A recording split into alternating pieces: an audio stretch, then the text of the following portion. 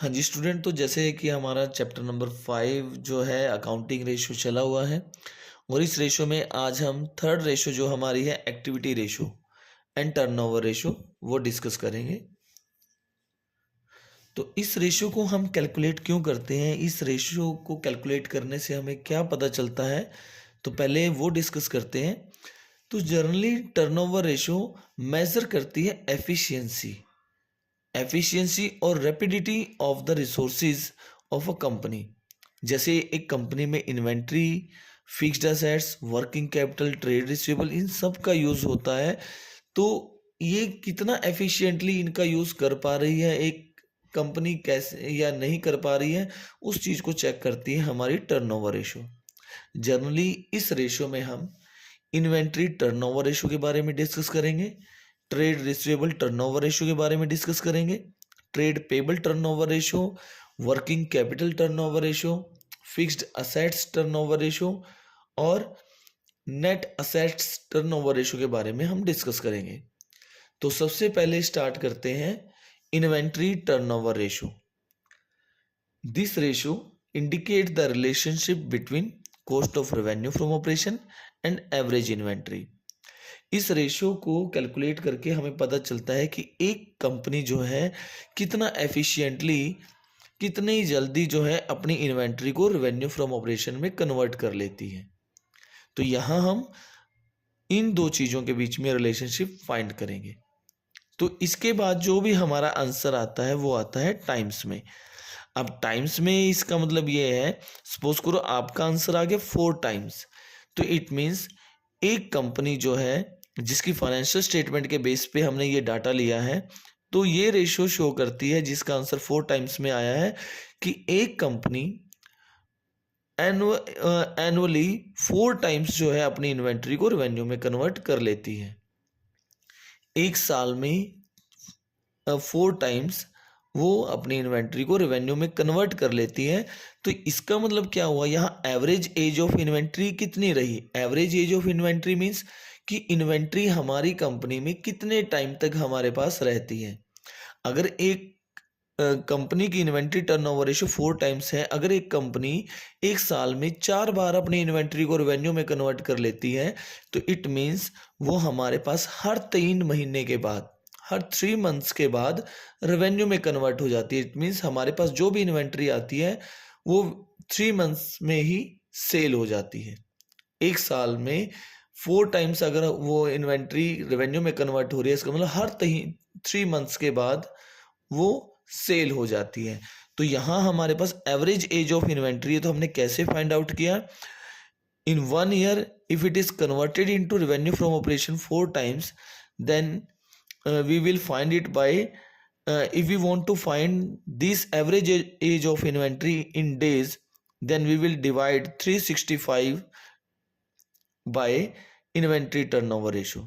अगर हमें डेज में कैलकुलेट करना है कि एवरेज एज ऑफ इन्वेंट्री कितना है, तो जैसा कि हमें पता है 1 ईयर में हम 365 या 366 डेज काउंट करते हैं, तो हमें 365 को डिवाइड करना है हमारी ITR means inventory turnover ratio से। अगर हमें आंसर फाइंड आउट करना है मंथ्स में, तो हम 12 बाय इन्वेंट्री टर्नओवर रेशो करेंगे। तो जैसे यहाँ अगर मुझे मंथ में फाइंड आउट करना, तो मैं यहाँ राइट करूंगा 12/4, इट मीन्स 3 मंथ्स कि एवरेज एज ऑफ इन्वेंट्री यहाँ पर क्या है, 3 मंथ्स है। तो यहाँ ये हमारी इन्वेंट्री टर्नओवर रेशो है। उसके बाद सेकेंड नंबर पे हमारे पास आता है ट्रेड रिसीवेबल टर्नओवर रेशो। जो ये ट्रेड रिसीवेबल टर्नओवर रेशो है, इस रेशो से हमें क्या पता चलता है, ये रेशो इंडिकेट करती है अमाउंट कि amount from trade receivable is being collected more quickly और नॉट। जितना ज़्यादा इसका आंसर रहेगा, आंसर इसका भी टाइम्स में आता है। इस रेशियो से हम ये फाइंड आउट करते हैं कि हम कितना एफिशिएंटली हम अपने trade receivable means debtor and bill receivable जो हैं, हम उनसे कितना एफिशिएंटली कलेक्शन कर रहे हैं। तो इसके लिए हम किस किस के बीच में रिलेशनशिप फाइंड आउट करते हैं। आपको एक चीज़ ध्यान रखना है, ये जो हमारी 3 रेशियो है, trade receivable turnover ratio, inventory turnover ratio and trade payable turnover ratio. ये 3 रेशो वो हैं जिनके डिनोमिनेटर में एवरेज आता है। एवरेज क्या, इन्वेंट्री टर्नओवर रेशो है तो एवरेज इन्वेंट्री डिनोमिनेटर रहेगा। ट्रेड रिसीवेबल टर्नओवर रेशो की बात कर रहे हैं तो एवरेज ट्रेड रिसीवेबल रहेगा। और ट्रेड पेबल टर्नओवर रेशो की बात कर रहे हैं तो हमारा डिनोमिनेटर एवरेज रहेगा। और एवरेज में क्या लेंगे हम, जो हमारी रेशो है। ट्रेड पेबल से रिलेटेड है तो एवरेज ट्रेड पेबल रहेगा। ट्रेड रिसीवेबल से रिलेटेड है तो एवरेज ट्रेड रिसीवेबल रहेगा। और इन्वेंट्री से रिलेटेड है तो एवरेज इन्वेंट्री रहेगा। इनको कैसे कैलकुलेट करते हैं वो भी हम यहाँ डिस्कस करेंगे, लेकिन अभी के लिए फॉर्मूला कैसे रीड करना है हम उसकी बात करेंगे। तो यहाँ अगर हम बात करें ट्रेड रिसीवेबल टर्नओवर रेशो की, तो बाय में तो आपको याद हो ही गया कि एवरेज ट्रेड रिसीवेबल आएगा। जनरली हमें न्यूमरेटर क्या यूज़ करना है, तो न्यूमरेटर की जगह पर हम यूज़ करेंगे क्रेडिट रेवेन्यू फ्रॉम ऑपरेशन। क्योंकि जो हमारे डेटर्स होते हैं, जो बिल रिसीवेबल होते हैं, वो क्यों अराइज होते हैं, क्योंकि हमने कहीं ना कहीं क्या कर रखा है, क्रेडिट पे गुड्स को सेल किया है। तो क्रेडिट सेल कहें या कहें क्रेडिट रेवेन्यू फ्रॉम ऑपरेशन, बात एक ही है। तो यहाँ हमें क्या यूज़ करना है, बाय में आएगा एवरेज ट्रेड रिसीवेबल, और ट्रेड रिसीवेबल रिलेटेड किससे होते हैं, नेट क्रेडिट सेल से, means net credit revenue from operation से। तो फॉर्मूला रीड करना बिल्कुल ही ईजी है। इन्वेंट्री का रिलेशन किससे है, cost of revenue from operation से। ट्रेड रिसीवेबल का रिलेशन किससे है, क्रेडिट रेवेन्यू फ्रॉम ऑपरेशन से। क्रेडिट में भी हम इसकी यहाँ बात करेंगे net credit revenue from operation की। आंसर यहाँ भी टाइम्स में आएगा, जो ये इंडिकेट करेगा कि एक साल में कितनी बार जो है हम अपने ट्रेड रिसीवेबल से रिकवरी कर लेते हैं, अपने डेटर से रिकवरी कर लेते हैं। तो जितनी ज़्यादा बार आप ये रिकवरी करोगे, सपोज करो मैं यहाँ 6 टाइम अगर मेरा आंसर आता है, तो इसका मतलब क्या है कि मैं 1 ईयर में 6 टाइम्स अपने डेटर से रिकवरी करता हूँ। 1 ईयर में 6 टाइम रिकवरी करने का मतलब है हर 2 मंथ्स के बाद हम अपने डेटर से रिकवरी कर लेते हैं। हम ज़्यादा टाइम तक अमाउंट डेटर में नहीं रखते, हर 2 महीने के बाद हम अपने डेटर से अमाउंट रिकवर कर लेते हैं। ये हमारा मीनिंग रहेगा। ये रेशो जितनी ज़्यादा रहेगी उतना ही अच्छा माना जाता है एक कंपनी के लिए। पॉइंट यहाँ भी यही है कि जैसे यहाँ हमने एवरेज एज ऑफ इन्वेंट्री ली, इसी तरह यहाँ पर हम बात करते हैं एवरेज कलेक्शन पीरियड की।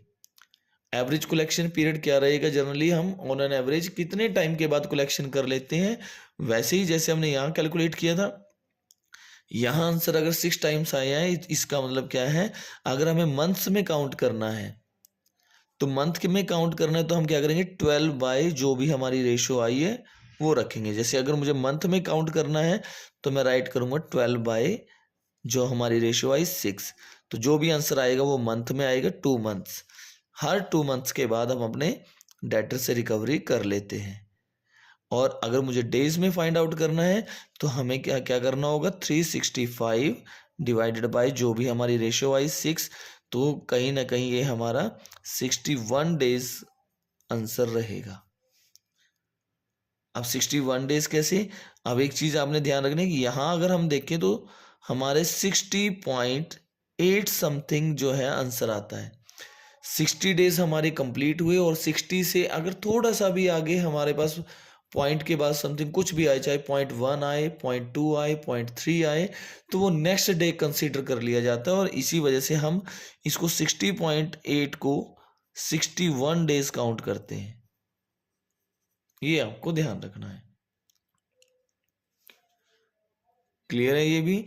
उसके बाद हमारे पास आता है ट्रेड पेबल टर्नओवर रेशो। इस रेशियो में भी आपको कैसे याद रखना है, डिनोमिनेटर रहेगा हमारा एवरेज और एवरेज ट्रेड पेबल रहेगा। और ट्रेड पेबल का रिलेशन किससे है, जैसे जैसे हमें पता ही है, ट्रेड पेबल में हम क्रेडिटर और बिल पेबल को कंसीडर करते हैं। और जो हमारी क्रेडिटर्स हैं वो क्यों अराइज होते हैं, क्योंकि कहीं ना कहीं हमने क्रेडिट परचेज की होती है। तो इसीलिए यहाँ हम रिलेशनशिप फाइंड आउट करते हैं क्रेडिट परचेज में और एवरेज ट्रेड पेबल में। आंसर यहाँ भी हमारे पास किस में आता है, टाइम्स में आता है। अब यहाँ टाइम्स में आता है तो ये किस चीज को प्रेजेंट करता है, ये प्रेजेंट करता है कितना एफिशिएंटली या कितने बार जो है हम 1 ईयर में अपने क्रेडिटर्स की पेमेंट कर देते हैं। कितना एफिशिएंटली हम अपने क्रेडिटर्स की पेमेंट कर रहे हैं, उसके लिए trade payable turnover ratio find out करते हैं, और कितना एफिशिएंटली हम कितनी जल्दी जो है हम अपने डेटर से रिकवरी कर रहे हैं, उसके लिए ट्रेड रिसीवेबल टर्नओवर रेशो होती है। तो यहाँ डिनोमिनेटर में एवरेज ट्रेड पेबल रहेगा और न्यूमरेटर रहेगा ट्रेड पेबल से रिलेट करता क्या है, हमारी नेट क्रेडिट परचेज। आंसर जो आएगा टाइम्स में आएगा, पॉइंट वही, अगर हमारा आंसर 3 टाइम्स की फॉर्म में आता है तो ये शो करता है कि 1 ईयर में हम 3 टाइम्स पेमेंट करते हैं अपने क्रेडिटर्स की। 1 ईयर में 3 टाइम्स पेमेंट करने का मीनिंग है हर 4 मंथ के बाद। अब वो जो हर 4 मंथ के बाद अगर हम पेमेंट करें, वो किस चीज़ को प्रेजेंट करता है, हमारा एवरेज पेमेंट पीरियड कितना रहता है। जो भी हमारे पास आंसर आया यहाँ पे 3 टाइम्स, ये रिप्रेजेंट कर रहा है 1 ईयर में हम कितनी बार जो है पेमेंट करते हैं अपनी ट्रेड पेबल्स की। और एवरेज पेमेंट पीरियड क्या रहेगा इसमें, वही पॉइंट, अगर हमें डेज में फाइंड आउट करना है 365 by trade payable turnover ratio, और अगर मंथ में फाइंड आउट करना है तो 12 by trade payable turnover ratio. अब यहाँ सपोज करो अगर मुझे मंथ में फाइंड आउट करना है तो 12 by trade payable turnover ratio जो भी आएगी, अगर 3 टाइम्स आती है तो 3 लिखेंगे, और उसके बाद जो हमारा आंसर आया वो आया 4 month. It means her 4 months के बाद हम अपने ट्रेड पेबल्स की, अपने क्रेडिटर्स की पेमेंट कर देते हैं। अब यहाँ टोटल इस रेशियो में हमारे पास 6 फॉर्मूलाज हैं जिनके बारे में हम यहाँ आज डिस्कस कर रहे हैं। तो आपको एक चीज़ का ध्यान रखना है, हमने अभी अभी इन 3 फॉर्मूलाज के बारे में स्टडी किया है, तो आपको ये ध्यान रखना है ये 3 फॉर्मूलाज वो हैं जिनके डिनोमिनेटर में एवरेज आता है। अब आपको एक चीज़ का ध्यान रखना है, इन्वेंट्री टर्नओवर रेशियो में हम cost of revenue from operation को एज अ न्यूमरेटर यूज करते हैं। तीनों रेशियो में डिनोमिनेटर में एवरेज रहेगा। एवरेज क्या रहेगा, डिपेंड करता है रेशियो कौन सी है। इन्वेंट्री टर्नओवर रेशियो है तो एवरेज इन्वेंट्री का यूज करेंगे। ट्रेड रिसीवेबल टर्नओवर रेशियो है तो एवरेज ट्रेड रिसीवेबल यूज करेंगे। और अगर ट्रेड पेबल टर्नओवर रेशियो है तो डिनोमिनेटर एवरेज ट्रेड पेबल रहेगा। कैसे याद करना है, इन्वेंट्री का relation cost of revenue from operation से, ट्रेड रिसीवेबल का रिलेशन नेट क्रेडिट सेल से, यानी कि net credit revenue from operation से। ट्रेड पेबल का रिलेशन किससे रहेगा, हमारा नेट क्रेडिट परचेज से। Trade receivable net credit sale से रिलेटेड है, trade payable net credit purchase से रिलेटेड है। तो ये तो हुए हमारे फॉर्मूला को रीड कैसे करना है, कैसे हम इसको याद रख सकते हैं। अब आपको ध्यान देना है इनसे रिलेटेड छोटी छोटी चीज़ों पे। वो क्या है, cost of revenue from operation हम यहाँ यूज़ कर रहे हैं। हमें कोशिश करनी है, और जनरली एग्जामिनर भी क्या करता है, एग्जाम में हमें कुछ ना कुछ हिंट देता ही है। डायरेक्ट हमें इंफॉर्मेशन नहीं कई बार वो प्रोवाइड करते, हमें कोशिश करनी है, हमें उस क्वेश्चन का यूज़ करना है, उसमें जो इन्फॉर्मेशन गिवन है उसका यूज़ करके हमें cost of revenue find out करना है। अगर कभी ऐसा लगे कि इन्फॉर्मेशन अवेलेबल नहीं है, आपके पास रेवेन्यू फ्रॉम ऑपरेशन गिवन है लेकिन कोई अदर हिंट गिवन नहीं है जिसका यूज़ करके आप cost of revenue from operation find out कर सको, अगर ऐसा कोई ऑप्शन नहीं है, कोई इन्फॉर्मेशन नहीं है, उस केस में आप रेवेन्यू फ्रॉम ऑपरेशन को ही यहाँ कंसीडर करोगे न्यूमरेटर की फॉर्म में। इसी तरह यहाँ पे क्वेश्चन में अगर आप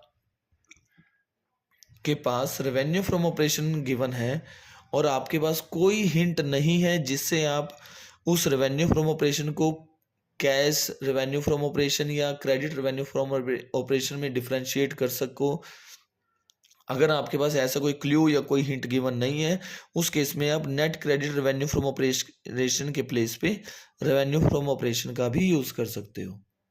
लेकिन फर्स्ट प्रेफरेंस आपकी इस फॉर्मूला में cost of revenue from operation को रहेगी।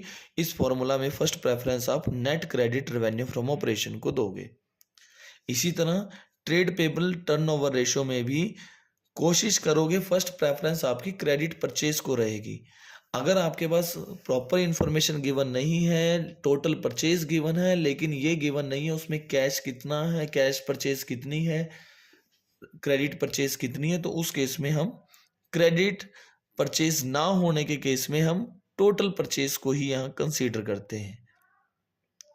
अब आपको एक चीज ध्यान रखनी है, जब हम trade receivable turnover ratio find out करते हैं तो यहाँ हम net credit revenue from operation का यूज करते हैं और बाय में आता है एवरेज ट्रेड रिसीवेबल। चलिए सबसे पहले एक बार फॉर्मूला ही हम एक बार अच्छे से याद करते हैं। ये फॉर्मूला आई थिंक आप सबको याद हो गए होंगे। इसके बाद आता है हमारे पास fixed assets turnover ratio, net assets turnover ratio and working capital turnover ratio. वो जो 3 फॉर्मूलाज थे उनको याद कैसे रखना था हमने कि उन 3 फॉर्मूलाज में डिनोमिनेटर में एवरेज रहता है, लेकिन इन 3 फॉर्मूलाज को कैसे हमें याद करना है, इन 3 फॉर्मूलाज में हमारे पास जो न्यूमरेटर है वो नेट रेवेन्यू फ्रॉम ऑपरेशन रहेगा। तो फिक्स्ड असेट्स टर्नओवर रेशियो है तब भी net revenue from operation numerator as a numerator हम यूज करेंगे, और अगर नेट असेट्स टर्नओवर रेशियो है तब भी हम numerator net revenue from operation use करेंगे, और अगर वर्किंग कैपिटल टर्नओवर रेशियो की बात है तब भी हमारा न्यूमरेटर क्या रहेगा, नेट रेवेन्यू फ्रॉम ऑपरेशन रहेगा। इससे पहले जो 3 फॉर्मूलाज थे उनके डिनोमिनेटर में एवरेज का यूज होता है, और ये जो 3 फॉर्मूलाज हैं इनके न्यूमरेटर में नेट रेवेन्यू फ्रॉम ऑपरेशन का यूज होता है। इनको आसानी से याद करना ऐसे पॉसिबल हो पाएगा। टोटल 6 फॉर्मूलाज हैं, हमने उनको कैटेगराइज किया 2 पार्ट्स में। एक है उन जो 2 पार्ट्स में से 3 फॉर्मूलाज हैं। फर्स्ट पार्ट में जो 3 फॉर्मूलाज आए वो आए inventory turnover ratio, trade receivable turnover ratio and trade payable turnover ratio. और ये जो हमारा सेकंड पार्ट है उसमें जो 3 फॉर्मूलाज आए उसमें fixed assets turnover ratio, net assets turnover ratio and working capital turnover ratio. और इस रेशियो को फाइंड आउट करने के लिए हमें क्या करना है, तीनों के न्यूमरेटर में नेट रेवेन्यू फ्रॉम ऑपरेशन आएगा, बाय में क्या आएगा, जो रेशियो आप फाइंड आउट कर रहे हो। फिक्स्ड असेट्स टर्नओवर रेशियो में डिनोमिनेटर में आएगा net fixed assets, net assets turnover ratio में बाय में आएगा, डिनोमिनेटर में आएगा नेट असेट्स। जो रेशियो है वही हम एज इट इज यूज करेंगे। यहाँ नेट असेट्स है तो डिनोमिनेटर नेट असेट्स रहेगा, यहाँ फिक्स्ड असेट्स है तो यहाँ फिक्स्ड असेट्स ही रहेगा नेट की फॉर्म में, और वर्किंग कैपिटल टर्नओवर रेशियो है तो यहाँ डिनोमिनेटर क्या रहेगा, वर्किंग कैपिटल रहेगा। तो हो गया होगा आपको ये फॉर्मूला याद रखना, कोई मुश्किल नहीं है। अब पॉइंट हमारे पास क्या आता है, वो आता है आपके पास जो हमने इससे पहले फॉर्मूला डिस्कस किया है। अब देखो फिक्स्ड असेट्स टर्नओवर रेशियो, कितना एफिशिएंटली आप अपने फिक्स्ड असेट्स का यूज करके रेवेन्यू फ्रॉम ऑपरेशन जनरेट कर लेते हो। Net assets turnover ratio, net assets means capital employed, इसका एफिशिएंटली यूज आप कैसे कर रहे हो रेवेन्यू फ्रॉम ऑपरेशन को जनरेट करने में। वर्किंग कैपिटल को कितना एफिशिएंटली आप यूज कर रहे हो रेवेन्यू फ्रॉम ऑपरेशन में कन्वर्ट करने में। इन रेशियो से हम एफिशिएंसी ही चेक कर रहे हैं। हमारी जो टर्नओवर रेशियो है इसका यूज ही एक कंपनी की एफिशिएंसी की, कितना एफिशिएंटली वो अपने रिसोर्सेज को यूज कर रही है, यही हम इससे चेक करते हैं। तो फॉर्मूलाज को रीड करना बड़ा ही आसान है। अब हम बात करते हैं कि जो फर्स्ट फॉर्मूला हमारे पास आया इन्वेंट्री टर्नओवर रेशियो, उस रेशियो में हम cost of revenue from operation कैसे कैलकुलेट करेंगे। एग्जामिनर कभी भी आपको डायरेक्ट ये इन्फॉर्मेशन नहीं देगा, वो किसी और फॉर्म में आपको कोई और हिंट देगा, वो इन्फॉर्मेशन आपने कैलकुलेट करनी है। जैसे मैंने कुछ यहाँ एग्जांपल यूज किए हैं। जैसे एक क्वेश्चन में आपको ये दिया गया है रेवेन्यू फ्रॉम ऑपरेशन जो है एक ऑर्गेनाइजेशन में 3,60,000 अमाउंट है, और उन्होंने कहा कि ग्रोस प्रॉफिट जो है वो 20% है कॉस्ट का।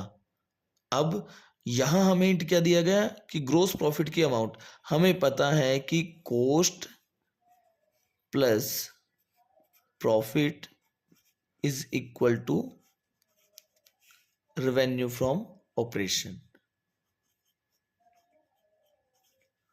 अब पॉइंट क्या है, हमें रेवेन्यू फ्रॉम ऑपरेशन की अमाउंट गिवन है जो कि 3,60,000 है। इन्होंने हमें कहा, हमें तो देखो क्या चाहिए क्वेश्चन के लिए, cost of revenue from operation चाहिए, और इस प्रॉफिट का मीनिंग है यहाँ ग्रॉस प्रॉफिट से। आपको हमेशा जब आप इस फॉर्मूला का यूज करोगे इन्वेंट्री टर्नओवर रेशियो, तो आपको ये कंसेप्ट हमेशा याद रखना है, cost plus profit is always equal to revenue from operation. तो यहाँ क्वेश्चन में क्या क्या इन्फॉर्मेशन गिवन थी, रेवेन्यू फ्रॉम ऑपरेशन की अमाउंट गिवन है, ग्रोस प्रॉफिट के लिए उन्होंने हिंट दिया कि ग्रोस प्रॉफिट क्या है, कोस्ट का 20% है, लेकिन हमें कोस्ट गिवन नहीं है क्वेश्चन में। और अगर कोस्ट गिवन होती तो हमें तो कुछ कैलकुलेशन की नीड ही नहीं थी, हम तो सीधा cost of revenue from operation को इन्वेंट्री टर्नओवर रेशियो में यूज कर लेते। अब पॉइंट ये है, हमें गिवन है रेवेन्यू फ्रॉम ऑपरेशन, हमें इस इंफॉर्मेशन का यूज करके क्या कैलकुलेट करना है, cost of revenue from operation calculate करना है। अब इसको कैसे कैलकुलेट करते हैं, उसके लिए आपको क्या ध्यान देना है, आपको ये ध्यान देना है कि हमारे पास जो ये हिंट गिवन है कि 20% ग्रोस प्रॉफिट, जो ये हमारा प्रॉफिट है ये क्या है, कोस्ट का 20% है। तो कोस्ट का 20% अगर इसने कहा तो आप कोस्ट को क्या कंसीडर करोगे, 100। आपने जिसका भी वो परसेंटेज कहते हैं आपने उसको 100 कंसीडर करना है। अगर कोस्ट 100 हुई तो हमारे पास प्रॉफिट कितना हो गया, 20। तो हमारे पास रेवेन्यू फ्रॉम ऑपरेशन की अमाउंट कितनी हो गई, 120। तो इट मीन्स जो हमें ये 3,60,000 अमाउंट गिवन है, ये किस चीज की है, ये हमारे पास रेवेन्यू फ्रॉम ऑपरेशन की अमाउंट है। और रेवेन्यू फ्रॉम ऑपरेशन कितना है, 120। जो इन्फॉर्मेशन गिवन है और उसकी जो यहाँ वैल्यू है, आप इस इंफॉर्मेशन को उसकी शॉर्ट में जो वैल्यू गिवन है उससे डिवाइड करोगे और हमें फाइंड क्या करना है, cost of revenue from operation find करनी है। और cost of revenue from operation equal किसके, 100 के। तो जो चीज हमें फाइंड आउट करनी है उससे हम मल्टीप्लाई करेंगे, जो गिवन है उससे डिवाइड और जो फाइंड आउट करनी है उससे मल्टीप्लाई। तो इसका यूज करके हमारे पास आएगा कि हमारे पास 3 लाख जो है अमाउंट वो cost of revenue from operation की है। क्लियर है सभी को ये। और उसके बाद हमारे पास नेक्स्ट जो आता है फॉर्मूला, उसमें हम यूज करते हैं net credit revenue from operation को। अब सपोज करो उससे रिलेटेड हमें हिंट डायरेक्ट नहीं मिला अगर क्वेश्चन में, तो कुछ और अगर मिलता है, तो जैसे क्या मिला है, calculation for net credit revenue from operation के लिए एक क्वेश्चन है कि रेवेन्यू फ्रॉम ऑपरेशन हमें गिवन है जिसकी अमाउंट है 3,60,000 and cash revenue from operation. अब आपको ये याद रखना है, जो हमारी ये सेकंड रेशियो है ट्रेड रिसीवेबल टर्नओवर रेशियो। अब ट्रेड रिसीवेबल का रिलेशन है सेल से, वो भी नेट क्रेडिट सेल से। उसके लिए आपको ये हिंट याद रखना है कि एक होती है हमारी कैश सेल्स, एक होती है हमारी क्रेडिट सेल, और इन दोनों का टोटल होता है हमारा टोटल सेल से, यानी कि टोटल रेवेन्यू फ्रॉम ऑपरेशन से। हमें क्वेश्चन में क्या गिवन है, हमें क्वेश्चन में गिवन है revenue from operation. It means ये टोटल रेवेन्यू फ्रॉम ऑपरेशन है हमारे पास, टोटल रेवेन्यू फ्रॉम ऑपरेशन की अमाउंट गिवन है। और हमें तो अपने फॉर्मूला के लिए चाहिए क्रेडिट रेवेन्यू फ्रॉम ऑपरेशन। अब हम क्या करेंगे, इस हिंट का यूज करेंगे। इन्होंने हिंट क्या दिया, जो हमारा कैश रेवेन्यू फ्रॉम ऑपरेशन है it is 20% of the credit revenue from operation. वही कंसेप्ट जैसे उन्होंने कहा 20% ऑन कोस्ट, तो हमने कोस्ट को 100 कंसीडर किया था, सेम यही इन्होंने भी क्या किया है, जो हमारी कैश रेवेन्यू फ्रॉम ऑपरेशन है वो क्या है, 20% है किसका, क्रेडिट रेवेन्यू फ्रॉम ऑपरेशन का। तो हम यहाँ क्या करेंगे, क्रेडिट रेवेन्यू फ्रॉम ऑपरेशन को 100 कंसीडर करेंगे। अगर क्रेडिट रेवेन्यू फ्रॉम ऑपरेशन 100 है तो कैश कितना हुआ, कैश रेवेन्यू फ्रॉम ऑपरेशन, इन्होंने कहा क्रेडिट रेवेन्यू फ्रॉम ऑपरेशन का 20%, तो ये हो गया हमारे पास 20। तो इस तरह से हमारे पास टोटल सेल कितनी होगी, 120। तो जो ये रेवेन्यू फ्रॉम ऑपरेशन गिवन है हमारे पास टोटल फॉर्म में, ये अमाउंट हमारी किसकी इक्वल हुई, 3,60,000 अमाउंट इक्वल हुई टोटल सेल मीन्स 120 के इक्वल। हमें अपने फॉर्मूला के लिए क्या चाहिए, क्रेडिट रेवेन्यू फ्रॉम ऑपरेशन। तो हम यहां मल्टीप्लाई करेंगे 100 से। तो हमारा कंसेप्ट क्या कहता है, जो इंफॉर्मेशन हमें गिवन है 3,60,000 अमाउंट, वो किसके इक्वल है, 120 के।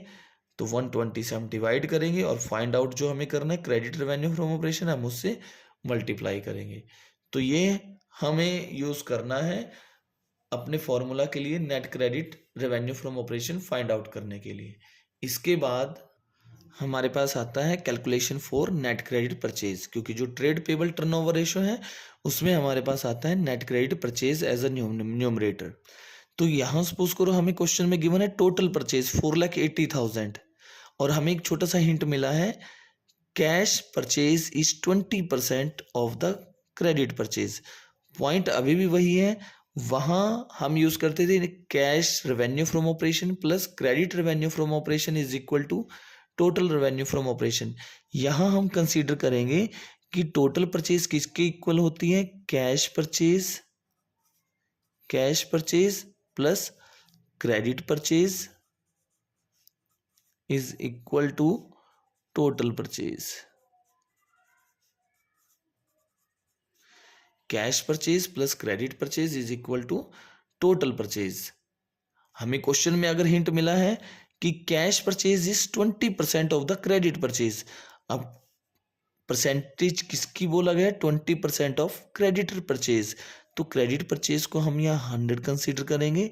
अगर ये 100 है तो कैश परचेज क्या है, इस परचेज का क्रेडिट परचेज का 20%, 20% मीन्स 20, तो टोटल परचेज कितनी हुई 120। हमें तो अपने फॉर्मूला के लिए क्या चाहिए, क्रेडिट परचेज। तो क्रेडिट परचेज हम कैसे फाइंड आउट करेंगे, तो हमें जो इन्फॉर्मेशन गिवन है वो किसकी है, टोटल परचेज की है। तो हम क्या करेंगे यहाँ 3,60,000 को, सॉरी यहाँ हमारे पास गिवन है 4,80,000 को डिवाइड करेंगे, क्योंकि ये वैल्यू किसकी है, टोटल परचेज की। टोटल परचेज से फाइंड आउट हमें क्या करना है 100, तो 100, तो यहाँ इसके अकॉर्डिंग हमारे पास जो अमाउंट आएगी वो आएगी 4 लाख। ये हमारे पास नेट क्रेडिट परचेज रहेगी। तो अब इसके बाद हमारे पास आता है, ये तो हमने न्यूमरेटर के बारे में डिस्कस किया, जो हमने स्टार्टिंग के 3 फॉर्मूलाज डिस्कस किए थे। अब हम बात करते हैं कि जो एवरेज है, जैसे फर्स्ट फॉर्मूला में हमने एवरेज इन्वेंट्री की बात की, सेकंड फॉर्मूला में एवरेज ट्रेड रिसीवेबल की बात की, फिर हमने बात की एवरेज ट्रेड पेबल की। इसको कैसे फाइंड आउट करते हैं, सबसे पहले हमारे पास आया एवरेज इन्वेंट्री। अब एवरेज कैसे फाइंड आउट करते हैं, opening inventory plus closing inventory divided by 2। Opening inventory means year की स्टार्टिंग में, बिगिनिंग ऑफ द ईयर में हमारे पास इन्वेंट्री की अमाउंट कितनी थी, और क्लोजिंग इन्वेंट्री मीन्स ईयर के एंड में, एंड ऑफ द ईयर में हमारे पास इन्वेंट्री की अमाउंट कितनी थी, beginning of the year value of inventory and eight the end of the year value of inventory को हम ऐड करेंगे, डिवाइड करेंगे 2 से, हमारे पास एवरेज आ जाएगी। आपको ध्यान रखना, अगर क्वेश्चन में आपके पास सिंपल लिखा है कि इन्वेंट्री की अमाउंट, एक सिंगल अमाउंट गिवन है ना, हमारे पास ये बताया गया कि ओपनिंग इन्वेंट्री कितनी है, क्लोजिंग इन्वेंट्री कितनी है, सिंपल एक ही अमाउंट अगर गिवन है हम उसी को ही एवरेज कंसीडर कर लेंगे। अब उसके बाद हमारे पास नेक्स्ट फॉर्मूला है एवरेज ट्रेड रिसीवेबल। अब एवरेज ट्रेड रिसीवेबल भी कैसे कैलकुलेट करेंगे, opening balance of trade receivable, trade receivable में किस किस चीज को कंसीडर करते हैं, डेटर एंड बिल रिसीवेबल को। तो बिगिनिंग ऑफ द ईयर में डेटर और बिल रिसीवेबल कितने थे, ईयर के एंड में डेटर और बिल रिसीवेबल की अमाउंट कितनी थी, हमें उनको प्लस करना है और डिवाइड करना है 2 से। अब यहाँ एक मोस्ट इंपॉर्टेंट थिंग्स है जो आपको याद रखनी है, वो क्या है, डेटर्स के बारे में, कि जब हमने सबसे पहली रेशो कैलकुलेट की थी लिक्विडिटी रेशो, वहाँ हमारा फोकस था हमें डेटर सिर्फ वो यूज करने थे, या जो वो डेटर हमें लेकर चलना था जिनका कंफर्म था कि अमाउंट रिसीव हो जाएगी। इस पर्पज से हम जब लिक्विडिटी रेशो फाइंड आउट करते थे तो हम डाउटफुल डेट्स को इग्नोर कर दिया करते थे, उनको एक्सक्लूड कर दिया करते थे, माइनस कर दिया करते थे अपने डेटर में से, सिर्फ उन डेटर को लेकर चलते थे जिनसे अमाउंट कन्फर्म है रिकवर हो जाएगी विद इन 1 ईयर। लेकिन यहाँ हम जो ये trade receivable turnover ratio calculate करते हैं, यहाँ हम फाइंड आउट करते हैं कि हम अपने डेटर से रिकवरी करने में कितना टाइम लगाते हैं, कितनी बार हम उनसे रिकवरी करते हैं 1 ईयर में। तो यहाँ चाहे कोई डाउटफुल डेट हो, चाहे हमारा गुड डेटर हो, चाहे बैड डेटर, बैड नहीं तो डाउटफुल डेट हो, तो पॉइंट ये आता है हमें तो दोनों को ही कंसीडर करना है। हमें तो ये देखना है ओवरऑल हमने कितना टाइम लगाया अपने डेटर से रिकवरी में, चाहे वो डाउटफुल थे चाहे वो सही थे। तो यहाँ हमने डाउटफुल डेट को एक्सक्लूड नहीं करना है, हमें अपने डेटर में इंक्लूडिंग डाउटफुल डेट को ही कंसीडर करना है यहाँ। मतलब हमें सिंपल सा पॉइंट ये है कि डेटर में से हमने डाउटफुल डेट को माइनस नहीं करना है। अगर आपको क्वेश्चन में बैलेंस गिवन है कि हमारे 40,000 के डेटर हैं और बैलेंस शीट में जैसे क्या लिखा होता है लेस डाउटफुल डेट 2,000, तो हमारे पास जो मेन डेटर होते हैं वो कितने शो किए जाते हैं 38, लेकिन इस फॉर्मूला में आपको डेटर कितने कंसीडर करने हैं 40,000। 40,000 मीन्स आपने डाउटफुल डेट को माइनस नहीं करना है, इसमें से आपको 38,000 का यूज नहीं करना, आपको किन का यूज करना है इस 38,000 में जो आपके डाउटफुल, अगर इनसे अलग आपके पास डाउटफुल डेट भी है तो आप उसको ऐड कर दोगे, या सिंपल सी बात है जो अमाउंट कन्फर्म है कि डेटर से रिकवर हो जाएगी वो प्लस में जो डाउटफुल है वो दोनों को ही हम कंसीडर करते हैं यहाँ। तो यहाँ हमारे पास पॉइंट वही है, in the beginning of the year trade receivable की अमाउंट क्या है, in at the end of the year trade receivable की अमाउंट क्या है, दोनों को ऐड करो डिवाइड करो 2 से, ऐसे हमारे पास एवरेज ट्रेड रिसीवेबल आएगा। उसके बाद एवरेज ट्रेड पेबल भी सेम ऐसे ही, opening balance of trade payable का मीनिंग यहाँ किससे है, क्रेडिटर एंड बिल पेबल से, और at the end of the year में ट्रेड पेबल की अमाउंट क्या है, क्रेडिटर प्लस बिल पेबल की अमाउंट क्या है उसको ऐड करेंगे और डिवाइड करेंगे 2 से। इस तरह से हम अपने जो 3 फॉर्मूलाज हैं उनको कैलकुलेट कर पाएंगे। अब बात करते हैं हमारे नेक्स्ट 3 फॉर्मूलाज की। उसमें आपके पास आया सबसे पहले inventory turnover ratio, sorry net assets turnover ratio भी उसमें आया, फिक्स्ड असेट्स टर्नओवर रेशियो भी आई थी, और एक आई थी वर्किंग कैपिटल टर्नओवर रेशियो। हमने उसमें डिस्कस किया था कि हमारे पास न्यूमरेटर तो तीनों ही फॉर्मूलाज में रहेगा, रेवेन्यू फ्रॉम ऑपरेशन भी में से भी अगर आपको लगता है कि सेल्स रिटर्न का कोई केस है तो आप उसमें से माइनस कर दोगे, सेल में से सेल्स रिटर्न माइनस करना, मतलब रेवेन्यू फ्रॉम ऑपरेशन में से रेवेन्यू फ्रॉम ऑपरेशन रिटर्न को माइनस करने के बाद जो आपके पास नेट रेवेन्यू फ्रॉम ऑपरेशन बचता है वो हम इन 3 फॉर्मूलाज में एज अ न्यूमरेटर यूज करते हैं। अब हमने डिस्कस किया था कि डिनोमिनेटर में क्या आता है, जो हमारी फिक्स्ड असेट्स टर्नओवर रेशियो थी उसके डिनोमिनेटर में आता है फिक्स्ड असेट्स, और फिक्स्ड असेट्स का मीनिंग आगे से नेट फिक्स्ड असेट्स से है। अब नेट फिक्स्ड असेट्स क्या होती है, फिक्स्ड असेट्स में से अगर आप डेप्रिसिएशन माइनस कर देते हो तो आपके पास आती है नेट फिक्स्ड असेट्स। इसी तरह सेकंड फॉर्मूला था हमारा net assets turnover ratio. Net assets कैसे कैलकुलेट करते हैं, तो नेट असेट्स का मीनिंग किससे है, total assets minus current liability, क्योंकि हमारे पास नेट असेट्स का अनदर नेम क्या है, कैपिटल एम्प्लॉयड, कि हमने अपने बिजनेस में कितनी अमाउंट जो है इन्वेस्ट कर रखी है, चाहे वो हमारे खुद की रिसोर्सिस के हैं चाहे हमने आउटसाइड सोर्सेज का यूज किया है। हमारे खुद के sources it means share holders fund plus non current liability, तो उन दोनों को अगर हम ऐड करें, देखो कैलकुलेशन पर्पज से हमारी लायबिलिटी साइड में 3 ही चीजें हैं, शेयर होल्डर्स फंड प्लस में non current liability plus current liability, ये 3 ही हैं हमारे पास। तो अगर हम क्या करें, देखो इन 3 का टोटल किसके इक्वल होता है, टोटल लायबिलिटी के, और टोटल लायबिलिटी का ही या टोटल असेट्स का ही बात एक ही है। अगर मैं इन तीनों में से अगर मैं अपनी करंट लायबिलिटी को क्या करूं यहाँ से एक्सक्लूड कर दूं, तो ये 2 जो चीज़ें हमारे पास बचती हैं, शेयर होल्डर्स फंड और नॉन करंट लायबिलिटी, यही हमारी कैपिटल एम्प्लॉयड होती है। तो कैपिटल एम्प्लॉयड या नेट असेट्स कैसे फाइंड आउट की जा सकती है, टोटल असेट्स या टोटल लायबिलिटी में से क्या माइनस करना है हमने, करंट लायबिलिटी, इस करंट लायबिलिटी को एक्सक्लूड करना है। ये जो 2 चीज़ें हमारे पास बचती हैं यही हमारी नेट असेट्स है, यही हमारी कैपिटल एम्प्लॉयड है।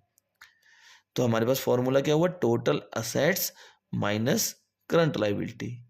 और अगर हम इसको थोड़ा और एक्सपेंड करें, total assets means non current assets plus current assets, उसमें से क्या माइनस करना है, current liability.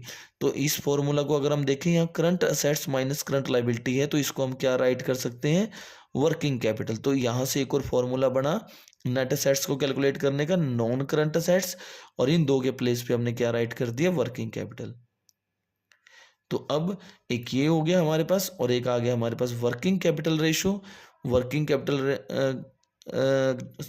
Capital turnover ratio. अब यहाँ आपको एक चीज का ध्यान रखना है, दो रेशो हैं, एक है वर्किंग कैपिटल रेशो और एक है वर्किंग कैपिटल टर्नओवर रेशो। जब भी प्रैक्टिकल का टाइम आता है, एक्सटर्नल एग्जामिनर कहीं ना कहीं स्टूडेंट से ये क्वेश्चन जरूर पूछता है कि वर्किंग कैपिटल टर्नओवर रेशो और वर्किंग कैपिटल टर्नओवर रेशो और वर्किंग कैपिटल रेशो में डिफरेंस क्या है, या आपसे फॉर्मूला पूछेगा आपको कंफ्यूज करने के लिए कि वर्किंग कैपिटल रेशो का फॉर्मूला बताइए, और स्टूडेंट वहाँ क्या मिस्टेक करते हैं, फॉर्मूला पूछा गया वर्किंग कैपिटल रेशो का और वो फॉर्मूला बता रहे होते हैं वर्किंग कैपिटल टर्नओवर रेशो का। तो इसलिए आपको ध्यान रखना है, वर्किंग कैपिटल टर्नओवर रेशो जो होती है हमारी, वो टर्नओवर रेशो का पार्ट है, और जो वर्किंग कैपिटल रेशो है वो लिक्विडिटी रेशो का पार्ट है। वर्किंग कैपिटल रेशो का अनदर नेम है करंट रेशो। करंट रेशो को ही हम वर्किंग कैपिटल रेशो बोलते हैं। तो आपको यहाँ इस चीज का ध्यान रखना है। तो हम बात करें अगर कि इस फॉर्मूला में जो हमारी वर्किंग कैपिटल टर्नओवर रेशो है, इसमें न्यूमरेटर तो वही नेट रेवेन्यू फ्रॉम ऑपरेशन रहेगा, लेकिन डिनोमिनेटर में आता है वर्किंग कैपिटल। और वर्किंग कैपिटल कैसे कैलकुलेट होती है, current assets minus current liability करके। तो ये हमारे आज की रेशो है, और आज की रेशो में हमने क्या चीज फाइंड आउट की कि किसी भी कंपनी की फर्म की एफिशिएंसी को चेक करने के लिए कि कितना एफिशिएंटली वो अपने रिसोर्सेज को यूज कर रही है, कितना एफिशिएंटली इन्वेंट्री को रेवेन्यू फ्रॉम ऑपरेशन में कन्वर्ट कर रही है, अपने ट्रेड रिसीवेबल से रिकवरी कर रही है, ट्रेड पेबल की पेमेंट कर देती है, कितना एफिशिएंटली वो वर्किंग कैपिटल, नेट असेट्स या फिक्स्ड असेट्स को यूटिलाइज कर रही है, कितना एफिशिएंटली उनको। तो इस चीज को चेक करने के लिए हम टर्नओवर रेशो फाइंड आउट करते हैं। बात करें तो इसमें टोटल 6 फॉर्मूलाज जो हैं हम स्टडी करते हैं। इन 6 फॉर्मूलाज को हमने कैटेगराइज किया 2 पार्ट्स में। फर्स्ट पार्ट में हमने क्या ध्यान रखा कि फर्स्ट पार्ट में जो हमने 3 फॉर्मूलाज लिए उनके डिनोमिनेटर में एवरेज यूज होती है, और जो सेकंड पार्ट में 3 फॉर्मूलाज आए उसके न्यूमरेटर में नेट रेवेन्यू फ्रॉम ऑपरेशन का यूज किया जाता है, और तीनों में एवरेज का यूज होता है एज अ डिनोमिनेटर। और न्यूमरेटर क्या होगा, इन्वेंट्री का relation cost of revenue from operation से क्वेश्चन से नहीं कैलकुलेट किया जा सकता है अगर, तो उस केस में रेवेन्यू फ्रॉम ऑपरेशन का यूज करेंगे। ट्रेड रिसीवेबल टर्नओवर रेशो में ट्रेड रिसीवेबल का रिलेशन किससे, नेट क्रेडिट सेल से, यानी कि net credit revenue from operation से। अगर क्वेश्चन में कोई हिंट नहीं है, कोई पॉसिबिलिटी ही नहीं है कि नेट क्रेडिट परचेज सेल्स को कैलकुलेट किया जा सके, तो उस केस में रेवेन्यू फ्रॉम ऑपरेशन को ही यूज करेंगे। ट्रेड पेबल का रिलेशन किससे है, नेट क्रेडिट परचेज से। अगर नहीं कैलकुलेट किया जा सकता है गिवन इन्फॉर्मेशन से नेट क्रेडिट परचेज, तो उस केस में हम टोटल परचेज को ही कंसीडर करेंगे। ध्यान ये रखना ये नेट वर्ड है। नेट मीन्स परचेज में से अगर आपने कोई परचेज रिटर्न किया था तो आप उस रिटर्न को लेस कर दोगे, तभी नेट क्रेडिट परचेज पे पहुंचोगे। इसी तरह ये 3 फॉर्मूलाज थे। जो नेक्स्ट 3 फॉर्मूलाज थे उनको हमें कैसे याद रखना था, इन नेक्स्ट 3 फॉर्मूलाज में न्यूमरेटर रहेगा net revenue from operation, denominator में फिर क्या आएगा, जो रेशो आप फाइंड आउट कर रहे हैं फिक्स्ड असेट्स टर्नओवर रेशो, तो नेट फिक्स्ड असेट्स रहेगी। Net fixed assets means fixed assets minus depreciation. Net assets turnover ratio में डिनोमिनेटर रहेगा नेट असेट्स और कैपिटल एम्प्लॉयड। नेट असेट्स कैसे कैलकुलेट करेंगे, total assets minus current liability. Working capital turnover ratio में denominator रहेगा working capital, जिसको कैसे calculate करते हैं, current assets minus current liability करके। आई होप कि आपको ये सबको समझ में आ गया होगा। जो हमारी टर्नओवर रेशो के फॉर्मूलाज हैं उनको कैसे रीड करना है, कैसे कैलकुलेशन करनी है, आपको ध्यान रखना है। इनकी जितने भी ये फॉर्मूलाज हैं, टर्नओवर रेशो का जो आंसर होता है हमेशा टाइम्स में आता है। और इसके अलावा जो इससे पहले हम रेशो डिस्कस कर रहे थे सोल्वेंसी रेशो, उसमें एक इंटरेस्ट कवरेज रेशो है, उसका आंसर भी टाइम्स में आता है। ये 7 फॉर्मूलाज ऐसे हैं जिनका आंसर टाइम्स में आता है। तो आज के लिए हमारी यही रेशो रहेगी। नेक्स्ट वीडियो में हम प्रॉफिटेबिलिटी रेशो के बारे में डिस्कस करेंगे।